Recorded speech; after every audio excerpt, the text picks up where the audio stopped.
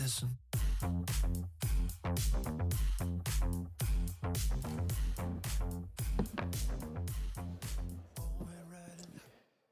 Mesdames, Messieurs, bonjour. Frédéric Denré pour vous servir, journaliste pour le magazine Marianne notamment, sur les questions d'environnement. Après avoir animé moult débats plus ou moins verts, plus ou moins digital, plus ou moins robotique, sur la grande scène, me voici avec vous pour ce débat sur le code des douanes qui précède un autre débat sur la convergence numérique européenne. On est sur une grande convergence, va-t-on dire, cet après-midi. Le code des douanes de l'UE, où en sommes-nous de la réforme? On voit ça tout de suite, mesdames, messieurs, avec Catherine Amandio, déléguée générale d'Audace, Olivier Touard, Global Customs Leaders chez Seva Logistique, et juste à ma droite, sur mon manche debout, enfin derrière mon manche debout, Karine Boris-Trey, vous êtes adjointe du délégué aux relations internationales à la Direction générale des douanes et droits indirects. Madame Boris-Trey, est-ce qu'on peut se refaire une leçon de choses sur ce que vous aviez qualifié au téléphone une des réformes les plus importantes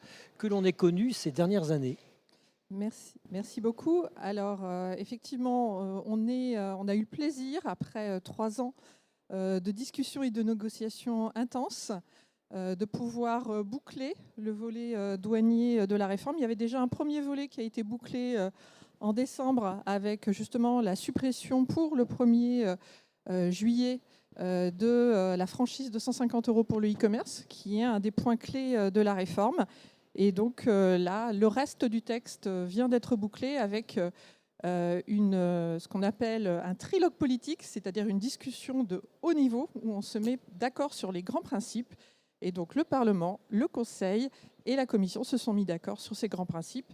Et donc maintenant, il n'y a plus que du travail un peu d'affinage, du wording, et la traduction et la publication, et donc un texte qui pourrait être publié dans les mois qui viennent. Ça va vite, ça va étonnamment vite, je trouve. 3 ans pour aboutir à un texte entre 27 pays qui n'ont pas forcément la même vision des douanes, les mêmes logiciels, les mêmes procédures. C'est très court. Alors, court pour vous, mais 3 ans pour nous. Moi, dans mon domaine du droit de l'environnement, une directive, c'est 10 ans, 15 ans. Alors, vous allez me dire Voilà. qu'on n'est pas sur une directive, mais le droit de l'environnement, il est très lent. Donc, je suis habitué à une certaine lenteur. Là, pour vous, non, c'est normal, 3 ans. Alors, 3 ans, ça nous a paru long au regard des enjeux. Micro sur le menton. Voilà, des enjeux auxquels on fait face. Alors, les enjeux, je ne vais pas les répéter. Il y en a beaucoup qui ont été énumérés tout à l'heure lors de l'intervention précédente. La multiplication des crises. Voilà, maintenant, on est de manière systématique en crise. Le fait qu'on a des réglementations non douanières qui ne cessent d'augmenter, notamment dans le domaine environnemental. Vous en êtes tout à fait le témoin. Et puis, le e-commerce, qui a été vraiment le sujet phare, qui, au fil des années, a pris de plus en plus d'ampleur, puisqu'en 2025, on a quand même plus de 5 milliards de petits colis qui ont été importés dans l'Union européenne. Donc voilà, nous, effectivement, dans la douane, on est vraiment dans la logistique, comme le témoigne ce beau salon, et on est dans le mouvement, donc il faut qu'on ait des réponses immédiates. Et donc 3 ans pour nous, c'était long, mais en même temps, c'était nécessaire pour pouvoir rendre pratique et opérationnel tous les concepts qui avaient été apportés par la Commission et se mettre d'accord sur une mise en œuvre qui va aller, somme toute, aussi assez rapide. Parce que les 27 douanes des 27 pays de l'Union européenne avaient du mal à dialoguer, à partager des données. C'est à ça que va servir cette convention? Alors, ce n'est pas un mal à partager les données. Je pense qu'on est plutôt sur une question de conception. Les systèmes informatiques douaniers, ça a été évoqué d'ailleurs antérieurement, ils ont été déployés dans le cadre d'une feuille de route qui avait été négociée il y a 10 ans. Donc autant vous dire qu'il y a 10 ans, l'informatique, ça ne ressemble pas du tout à l'informatique qu'on connaît maintenant et l'utilisation de la donnée. Donc chaque État a une feuille de route, une trajectoire avec un déploiement en silo par processus, un système pour le transit, un système pour le dédouanement à l'import, pour le dédouanement à l'export. Et puis donc ça amène à avoir dans chaque État membre un empilement. Vous le multipliez par 27, eh bien, on fait qu'on a une donnée qui est fragmentée. Donc, ce n'est pas une question de volonté, c'est une question que c'est natif, c'est lié au système. Et donc, c'est pour ça que la réforme, qui est consubstantielle avec la future plateforme de données douanières européenne, c'est une nouvelle manière de traiter la donnée et qui est vraiment tout à fait à la hauteur des enjeux qu'on a, les crises, le e-commerce, des acteurs qui très rapidement sont mobiles. Et donc, il est tout à fait nécessaire de passer à cette étape d'après. Mais le but au départ, ou comment dirais-je, l'origine ou l'accélérateur de cette réforme fondamentale, on l'a bien compris, c'est le e-commerce. L'Europe se sentait submergée par quelque chose qu'elle n'avait pas encore contrôlé. C'est une manière de contrôler le e-commerce. Alors, c'est un des éléments phares, voilà, il ne faut pas le cacher. Et ça, effectivement, c'est quelque chose qui a un peu aussi poussé la réforme, et justement pour la nécessité de boucler très rapidement cette réforme au fur et à mesure de l'explosion, quasiment le doublement tous les ans depuis 2022 de ce trafic, avec des taux de non-conformité qui sont proprement hallucinants quand on compare avec le trafic ordinaire. Donc le e-commerce, oui, cette réforme, elle va apporter des réponses très opérationnelles. Et déjà, on commence au mois de juillet avec la suppression de la franchise, mais qui n'est, en fait, dans le paquet, c'est un texte différent. Et donc, c'est pour ça qu'on a plus facilement, puisqu'il était isolé, le modifier et le mettre en application donc, dès le mois de juillet. Mais très rapidement, on espère voir en même temps, la réforme, elle, va voir le jour, et il y a tout le reste qui va lui changer, et il y a des principes en matière de e-commerce qui vont être très très différents, tout particulièrement en termes de responsabilisation des opérateurs de e-commerce, et qui là est un concept fondamentalement nouveau, mais aussi des nouvelles méthodes de contrôle, et là aussi en termes de sanctions, des pénalités particulières, mais on pourra y revenir tout à l'heure. Et ça va aboutir à corrigez-moi si je me trompe, à un organe de centralisation des données douanières, donc à un seul endroit. Alors il y avait le choix entre Lille, la Pologne, je ne sais plus où, La Haye, Liège, Porto, Malaga, Zagreb et Rome. Et ben c'est chez moi, mesdames, messieurs, c'est à Lille. Voilà, d'où votre badge, European CA, je ne sais pas ce que c'est, Custom Authority. Voilà. Donc ce sera à Lille. Mais pourquoi Lille? C'est Xavier Bertrand qui a remporté le morceau. Qu'est-ce qui s'est passé? Alors, faut pas s'étonner. Enfin, je pense qu'il faut pas faire de French bashing.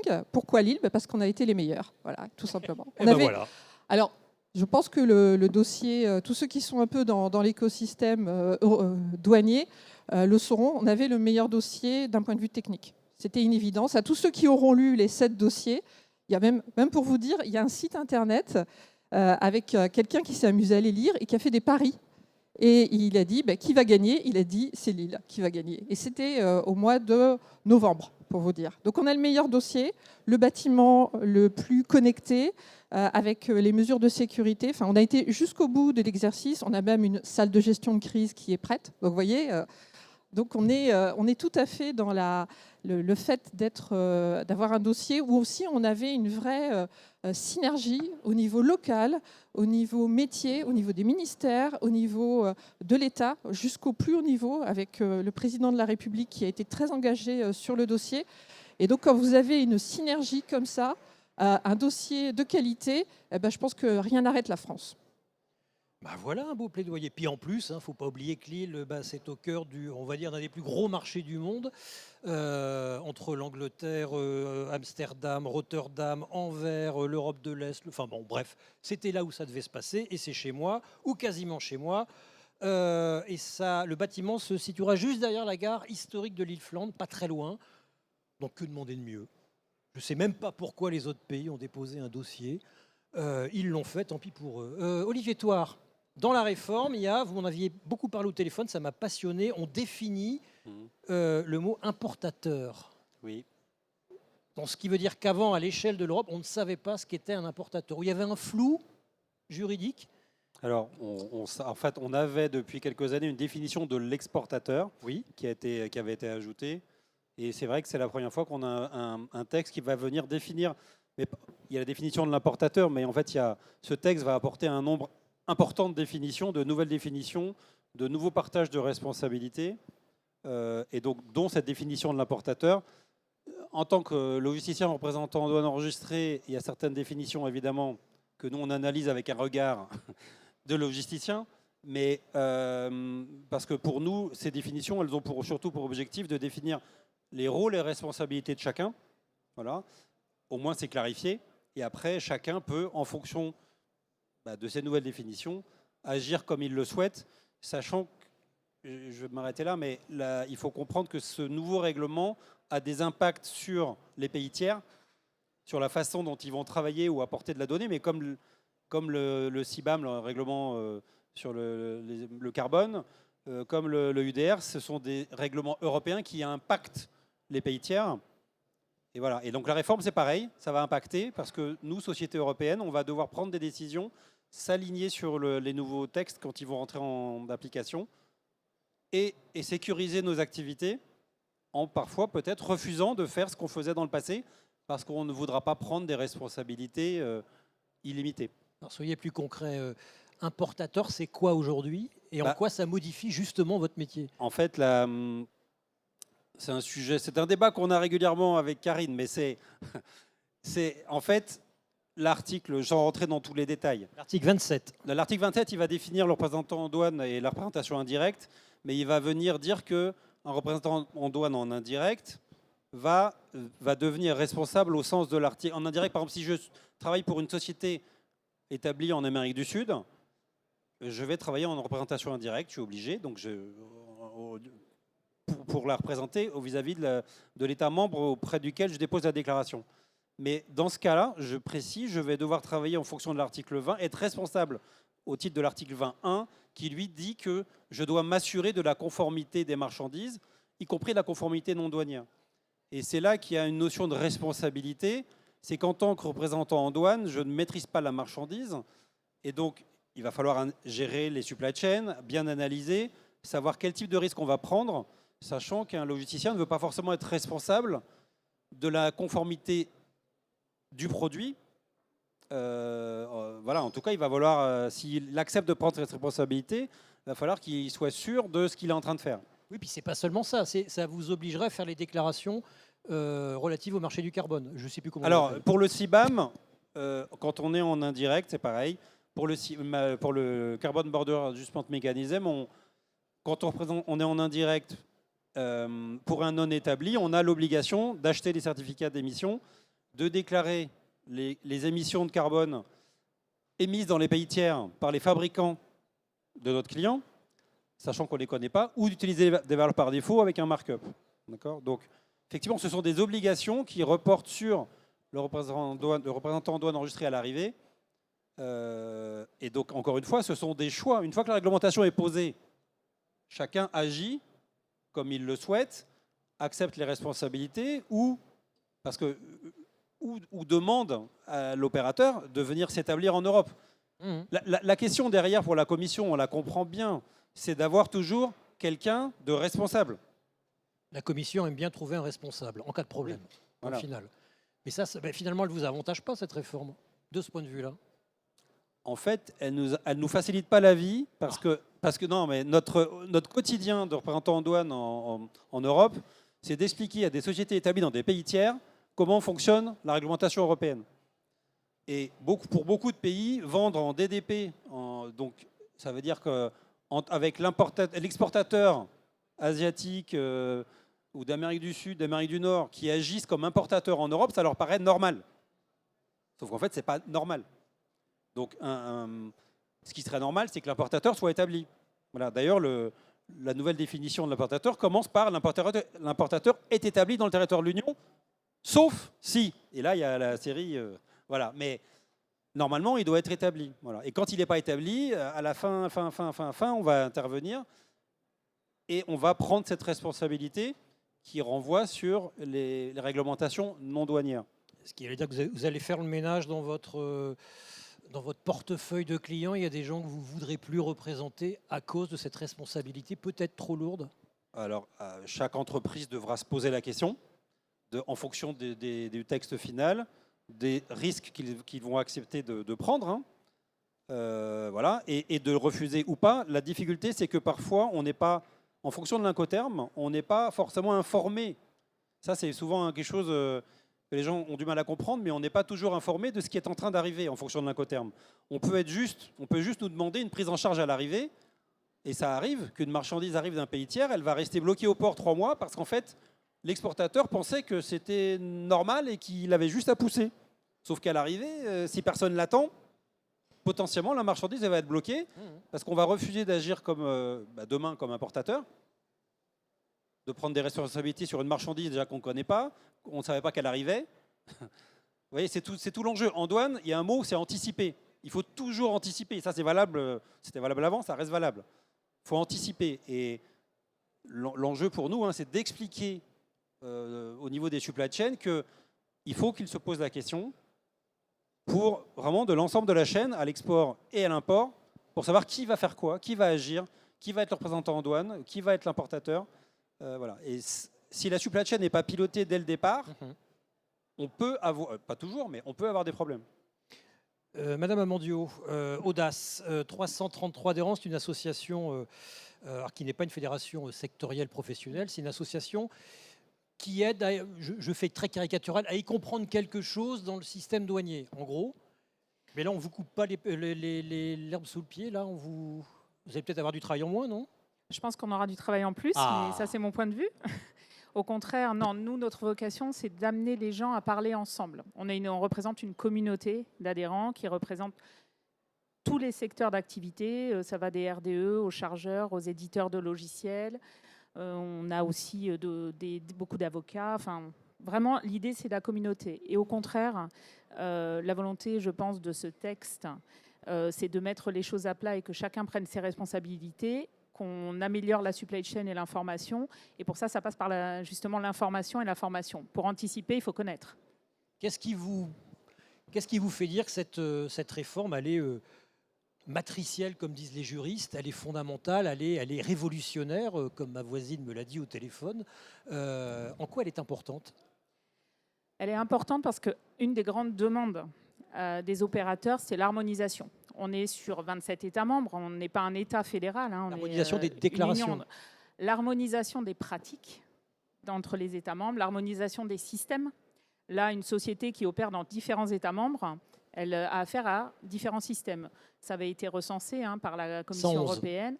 111 systèmes différents dans lesquels on met des données parfois redondantes, qui ne sont pas encore interopérables. C'était prévu par le dernier texte, mais ce n'est pas encore effectif.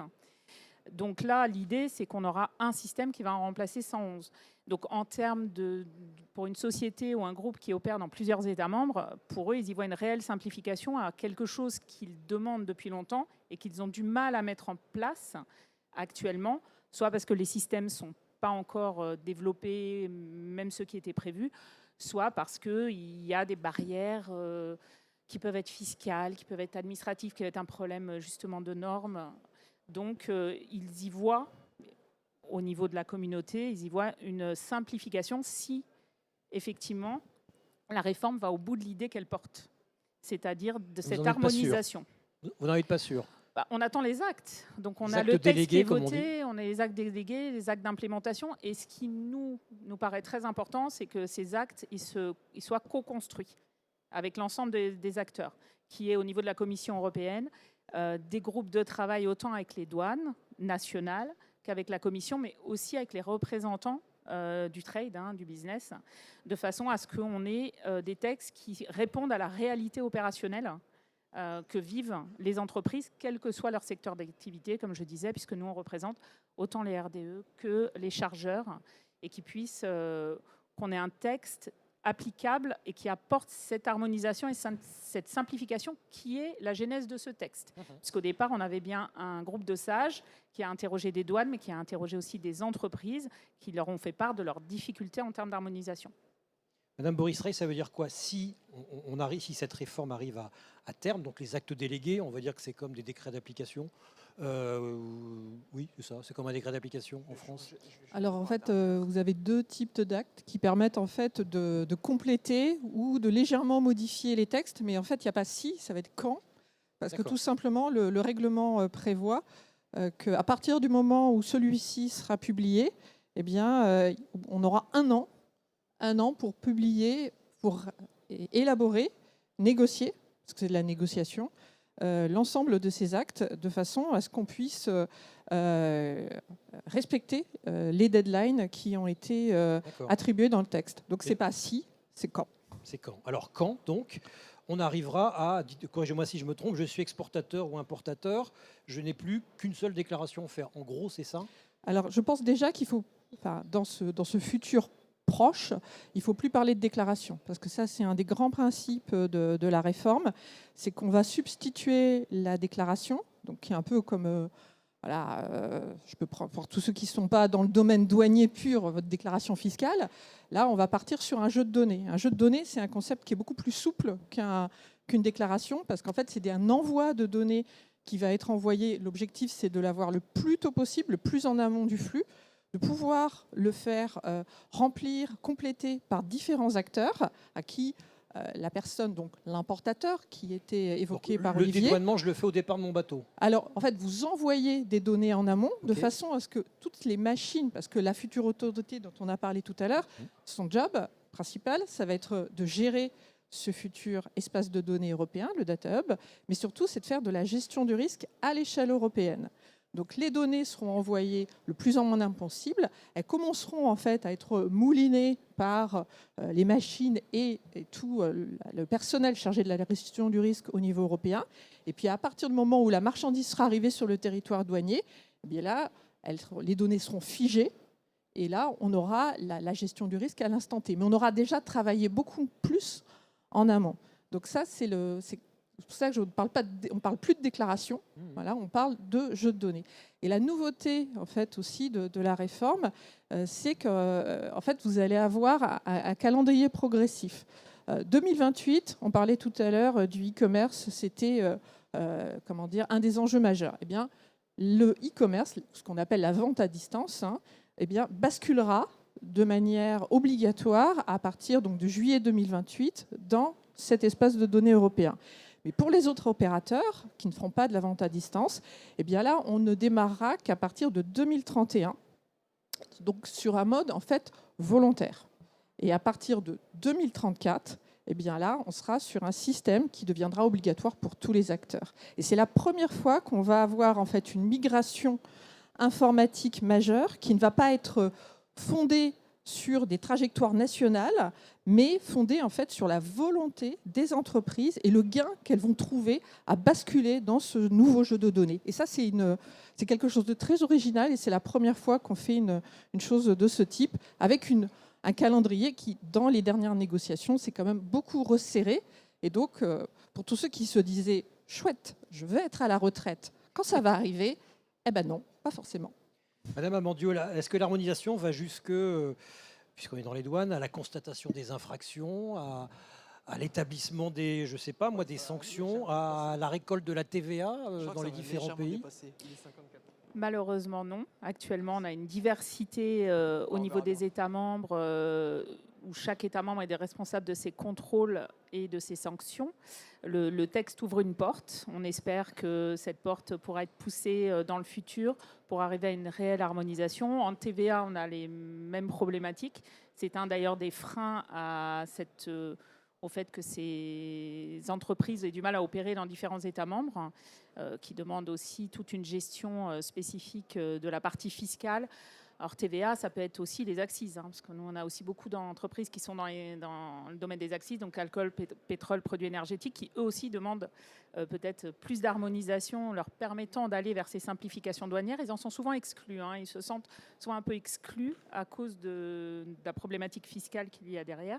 Donc il y a encore du travail, et il y en aura dans le futur pour de futures réformes, mais c'est un grand pas en avant. Ça ne fait aucun doute que c'est un grand pas en avant d'avoir un système unique. Alors avec tout ce que ça peut aussi comporter de fait de centraliser et d'avoir tout au même endroit. Ça peut être aussi être perçu comme un risque, mais ça reste une avancée dès lors qu'on estime que l'informatique et cette centralisation va aussi harmoniser le reste des pratiques derrière. Lesquelles, par exemple? Et c'est le rôle de l'ECA, c'est aussi ça, c'est l'harmonisation des pratiques, parce qu'il y a Quelle la pratique? donnée, mais il y a la pratique et l'opérationnel derrière. Y a-t-il des questions, mesdames, messieurs? Il y a un bras levé là, madame, ensuite il y aura monsieur, et après j'ai encore une question pour vous, monsieur Thouars, ne vous inquiétez pas. Bonjour madame, présentez-vous s'il vous plaît. Bonjour, donc je m'appelle Cécilia, je fais partie de l'entreprise Fiscalide qui est un cabinet de fiscalité taxation indirecte. Et donc, je voulais savoir, concernant la deadline donc, que vous avez obligatoire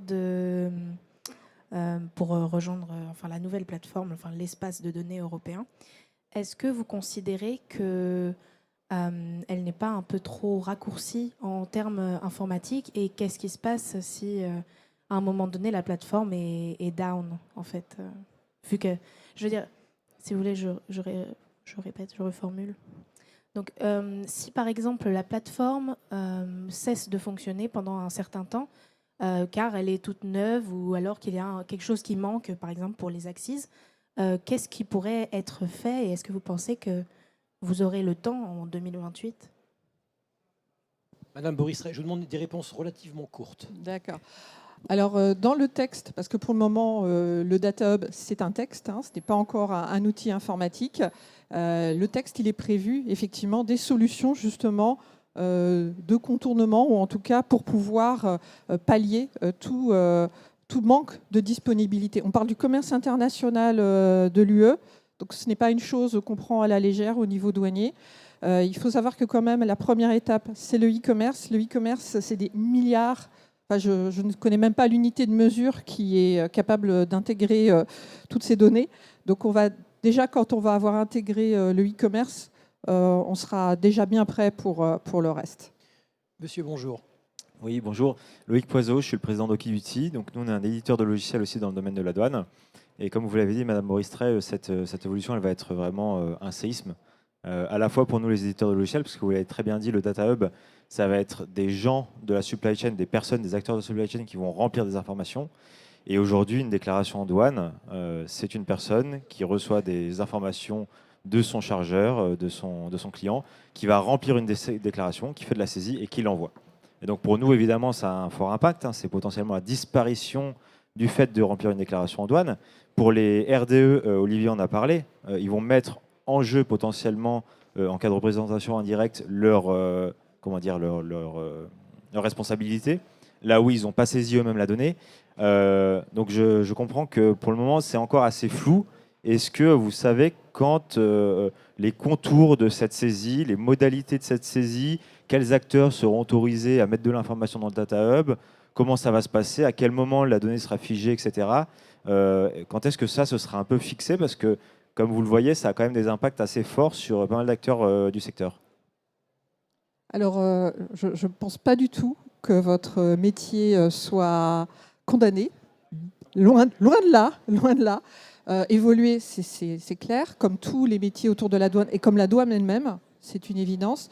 Par contre, au contraire, je pense que justement, dans le domaine de l'édition, va y avoir des besoins énormes, tout particulièrement par rapport à un nouveau concept que je n'ai pas évoqué, qui s'appelle le Trust and Check Trader. Je voulais poser la question Olivier Thouard, mais allez-y, il complétera. Donc les Trust and Check Trader, mais je laisserai Olivier compléter. Donc des nouveaux opérateurs de confiance où justement, eux, ils vont être en interface personnalisée avec le Data Hub. Et donc, ils vont avoir besoin de personnes comme vous pour aller chercher la donnée dont on a besoin. Ils auront besoin de personnes comme Olivier pour savoir de quelles données la douane a besoin. Donc, et je pense qu'ils auront besoin de personnes comme Catherine pour leur expliquer le changement.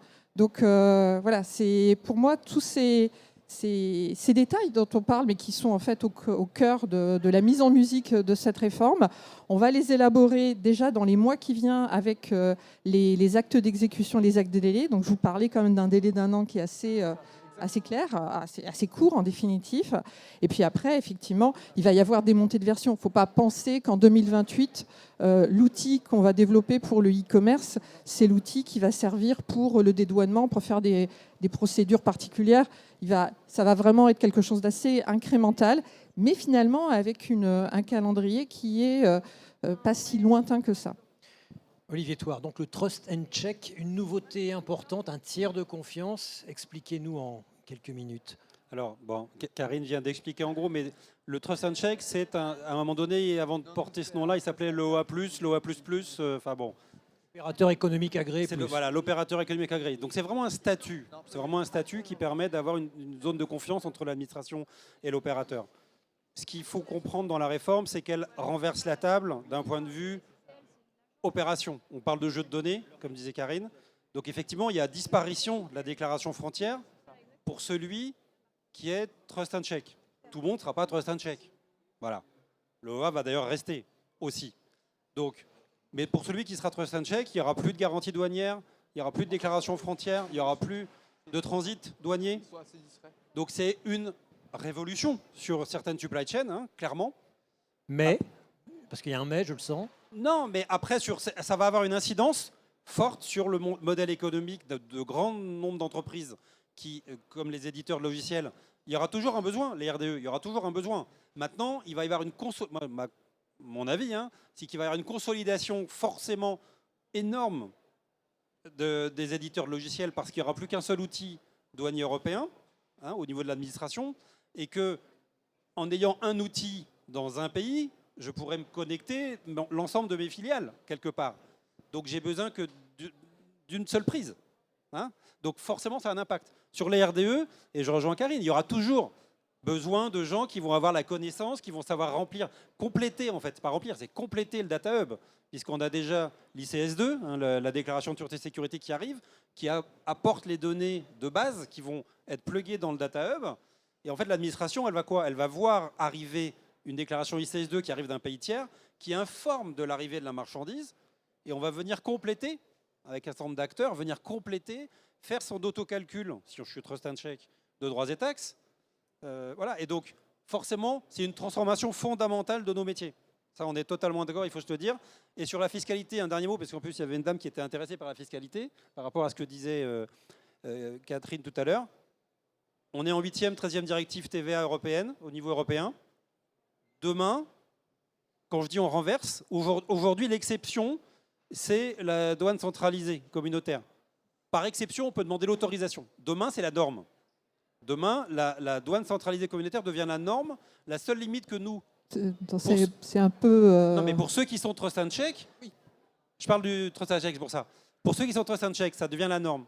Mais ce qui nécessite une réforme structurelle fondamentale de la TVA. Et là, on ne parle pas aux mêmes acteurs à la Commission, mais on leur a déjà dit, c'est une... Aujourd'hui, le CCI, ce qu'on appelle le CCI, la douane centralisée communautaire, ne fonctionne pas très bien. Parce qu'entre autres, il y a des sujets de fiscalité dans chaque pays. Demain, si on veut que le trust and check avec la douane centralisée communautaire fonctionne, et je vais m'arrêter là, il faut une réforme fondamentale du fonctionnement de la TVA en Europe. Voilà, je m'arrête là. Merci pour votre clarté, mesdames, monsieur. Merci à vous. Mesdames, messieurs, prochain débat dans un quart d'heure sur la convergence numérique. Listen.